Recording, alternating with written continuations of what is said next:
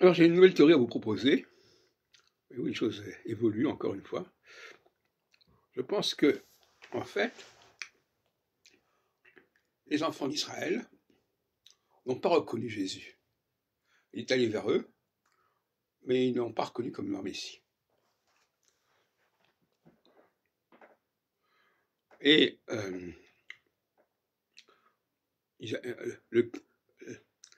la synagogue reprend l'héritage spirituel des enfants d'Israël. On ne peut pas le contester. C'est évident, je l'ai montré suffisamment.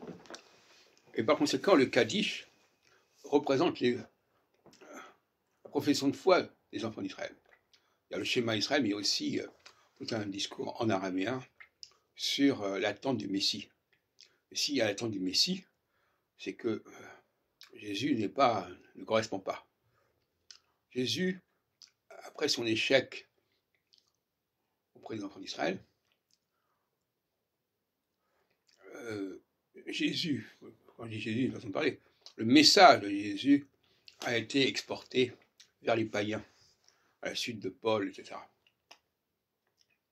Donc nous restons dans le monde juif avec les enfants d'Israël. Parce que les autres composantes du monde juif ne sont pas constituées en collectivité, en société.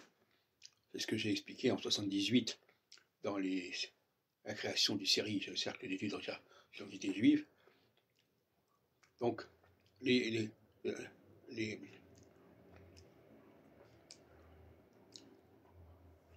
personnalités fortes ont autre chose à faire que de se réunir dans la synagogue ou en Israël.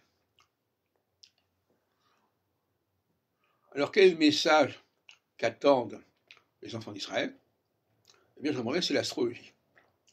Et là, je me renvoie à Jérémie 31 et également à l'Épître aux Hébreux, à savoir, l'astrologie, ça correspond à cette idée d'une loi ancrée dans les cœurs, et pas une loi véhiculée par des textes.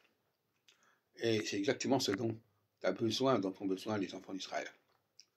Donc finalement, j'ai décidé de m'adresser aux enfants d'Israël, à tous ces gens qui vont dans les synagogues, probablement en Israël, et qui attendent quelque chose qui relève de l'astrologie.